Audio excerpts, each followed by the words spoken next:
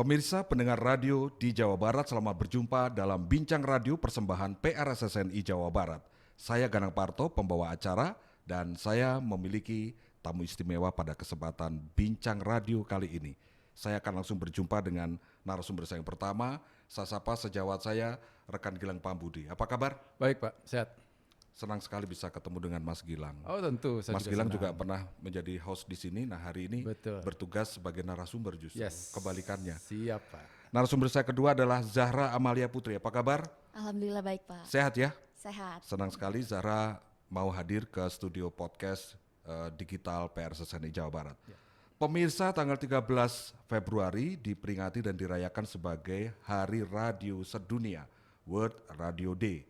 Nah, Persatuan Radio Siaran Swasta Nasional Indonesia PRSSNI Bandung punya cara tersendiri untuk merayakan World Radio Day, di mana pada 13 Februari hingga tanggal 20 Februari kemarin telah menyelenggarakan sebuah lomba, yaitu lomba siaran virtual. Nah, saya mengajak serta Pak Gilang Pambudi karena kapasitas beliau kemarin menjadi Ketua Dewan Juri, dan Zahra Amalia Putri ini adalah juara pertamanya. Betul ya Zahra ya? Betul. Oke, simpan dulu. Sekarang saya ke Pak Gilang. Baik. Yang pertama, saya tanyakan Pak Gilang, kemarin ada lomba yang diselenggarakan oleh PRSSNI Bandung dan dapat antusiasme yang luar biasa. Luar biasa. Anda bisa luar ceritakan biasa. pengalaman dan dinamika menjadi juri, berapa Iya. peserta dan sebagainya. Betul. Kami mengajak seluruh radio yang ada di Kota Bandung, jumlahnya ada 38.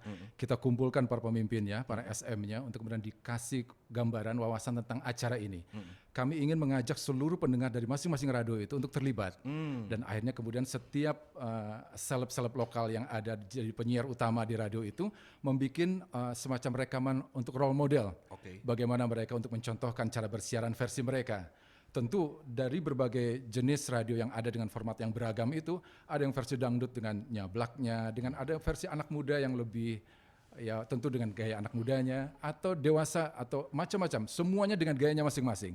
Nah, setelah itu mereka posting di dalam Instagram di radionya masing-masing, lalu seluruh penonton atau pendengarnya itu untuk menirukannya. Hadiahnya masing-masing ada jutaan rupiah dan akhirnya responnya luar biasa.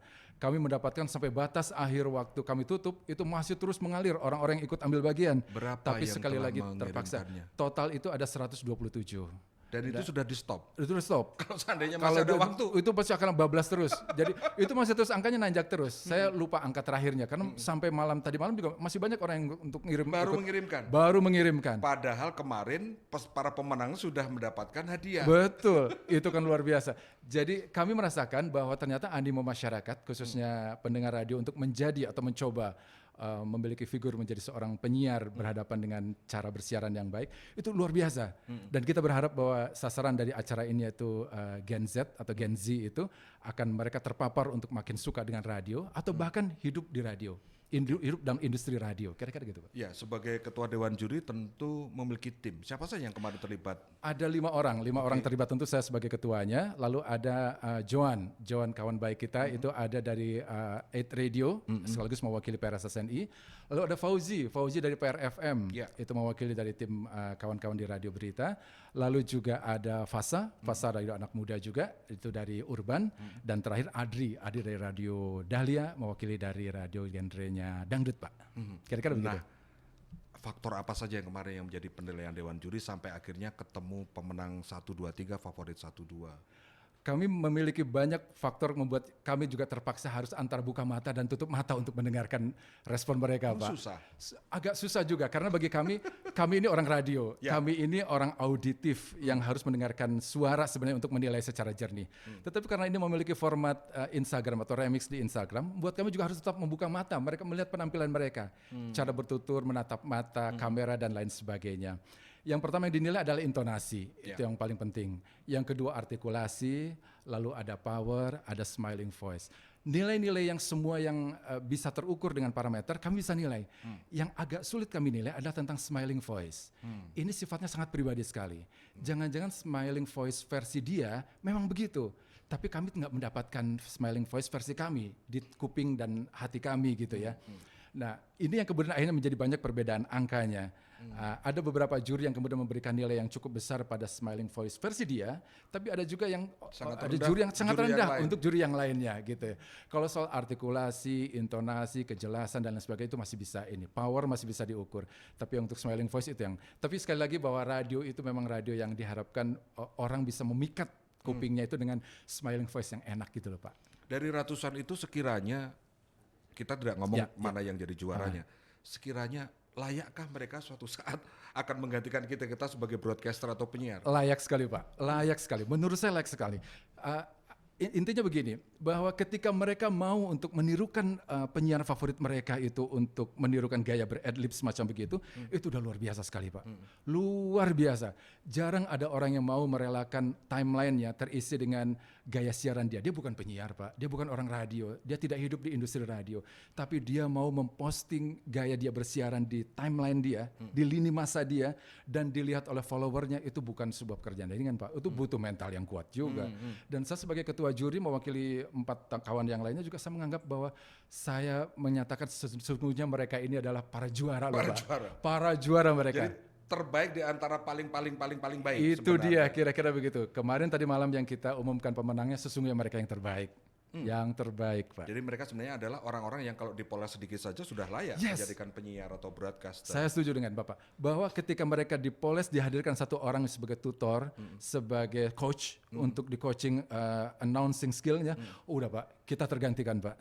Bagaimana kemampuan mereka dalam mungkin ada spell dalam bahasa Inggris, bahasa asing, ocol mereka. Oh itu betul. Saya yakin bahwa suatu saat nanti karena ini naskahnya sama semua begitu sehingga nanti akan terdengar sama semua. Tapi ke depan saya yakin kita akan bisa mengasah mereka itu versi ala-ala X Factor gitu Pak. Jadi para juri duduk di depan gitu, mereka tampil berdiri di depan kita juga, lalu mereka kita kasih pilihan mau baca berita, mau baca tema yang menyentuh perasaan atau humor, itu bisa kita uji Pak. Tahun depan lah kita coba. Untuk yang sekarang versi kita adalah kita hanya mengukur bagaimana cara mereka membaca bersiaran. Kira-kira begitu Pak. Ngeri Pak.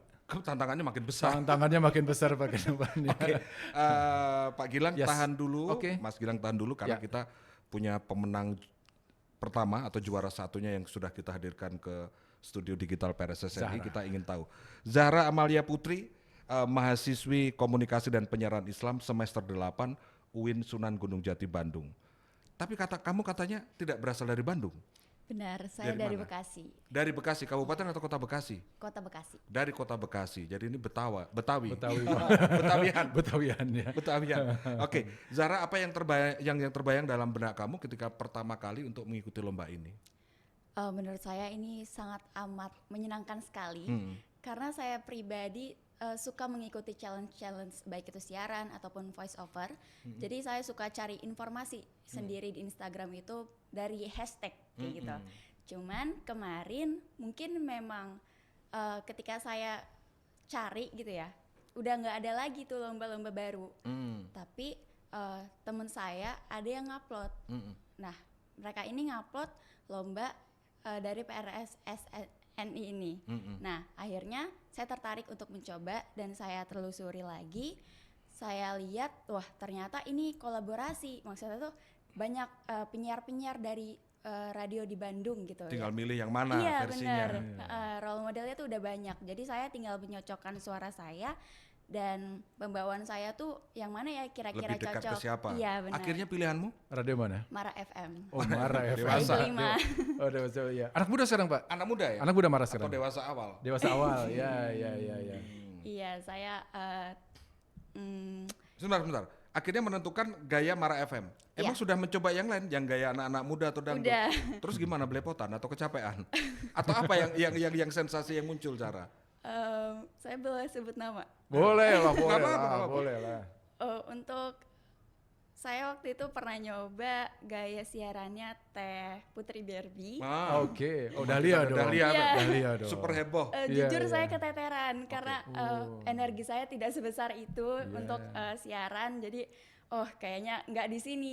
Sebenarnya bagus banget, pembawaannya itu sangat mengajak dan mengundang antusias lah dari pendengar. Tapi saya sendiri nggak bisa ngikutinnya karena saya pemalu sebenarnya orangnya. Jadi untuk berenergi seperti itu tidak bisa. Terus saya juga nyoba-nyoba dari radio Ardan, kayak radio urban gitu. Cuman emang agak keteter karena penyiarnya laki-laki dan temponya itu agak cepat ya. Jadi kalau menurut saya yang temponya agak lambat dan lebih pelan-pelan kalau saya. Jadi saya jatuhkan kepada Teh Iklima dari Mara FM. Dari Mara FM dan Mara, akhirnya ya. justru mengantarkan Zahra sebagai pemenang pertama. Alhamdulillah. Pelajaran apa yang bisa kamu petik setelah kamu mendengarkan tipologi suara dan gaya siaran radio tadi yang berbeda-beda? Dari sana saya tahu ternyata masing-masing penyiar ini memiliki gayanya masing-masing. Oke. Karena saya pikir kalau penyiar itu ya sebatas ngomong aja. Awalnya saya kira kayak gitu. Ternyata ada teknik yang nggak bisa saya capai kayak gitu. Jadi mungkin dari situ saya harus belajar lagi dan benar-benar mengetahui dan menguasai banyak teknik lagi gitu. Kan kalau selama ini saya cuma mengandalkan smiling voice. Dari situ saya benar-benar mengandalkan itu aja setiap ikutan lomba-lomba. Mulai dari smiling voice, terus intonasi, sama artikulasi. Nah sementara saya belum bisa menyimbangkan energi-energi itu kayak gitu. Jadi mungkin kedepannya saya harus belajar tentang energi mengajak yang lebih lagi gitu daripada sekarang. Jadi kesimpulan sementara menurut kamu menjadi penyiar itu bukan pribadi yang ece-ece atau sembarangan ya? Bukan. Berat bahkan kamu mencobanya bukan? Iya berat banget karena gak sembarangan orang bisa ngomong di depan mikrofon dan didengerin banyak pendengar gitu. Karena harus ada faktor yang menarik dari diri seorang penyiar itu agar pendengar gak bosen dengerinnya kayak gitu. Air personality, Pak. Ya, Pak Gilang pendek saja penilaian khusus terhadap dia sehingga akhirnya dia menjadi juara satu ini apa? Saya sih melihat bahwa hampir semua orang itu berusaha untuk ramah, Pak. Ramah. Iya, sebenarnya seorang penyiar itu kuncinya juga di keramahan. Karena keramahan yang dia pakai di dalam keluarganya, di dalam komunitasnya, Harus dibawa. itu akan dibawa ke studio, Pak. Nggak bisa dipungkiri bahwa ketika orang itu tidak ramah di luar sana, juga tidak akan ramah ketika di dalam studio. Oleh karena itu Zahra, kami melihat dari suaranya, apa yang dia, kami merasakan ini kayaknya nilainya bagus, kita kasih nilai bagus karena memang kami merasakan ada aura keramahan yang nggak bisa dibeli, nggak bisa dicangkokkan. Jangan-jangan itu adalah karena didikan orang tuanya tentang keramahan. Yang sekarang ini sudah mahal harganya. Yang harganya juga sudah mahal sekali, Pak. Keramahan itu luar biasa. Jadi kalau saya pikir nih, ketika kita ketemu sama ada pasangan suami istri yang ramah, seyakin-yakinnya anaknya akan menjadi anak yang ramah. Oke. Bapak Ibu kawan-kawan, jika pingin suatu saat putra-putrinya menjadi orang media, termasuk saya super ramah mungkin ya, atau saudara Dewan Juri ketuanya Pak Gilang, ajarilah putra-putri Anda dengan ramah tamah, kesopanan, kemudian juga adab sopan santun. Karena tidak ada orang media yang mencak-mencak di medianya. Ganang Parto akan mengajak pada bagian berikutnya perbincangan dengan Zahra Amalia Putri, juara pertama Lomba Siaran Virtual PRSSNI Bandung, serta ketua Dewan Jurinya yaitu Gilang Pambudi dalam Bincang Radio PRSSNI Jawa Barat.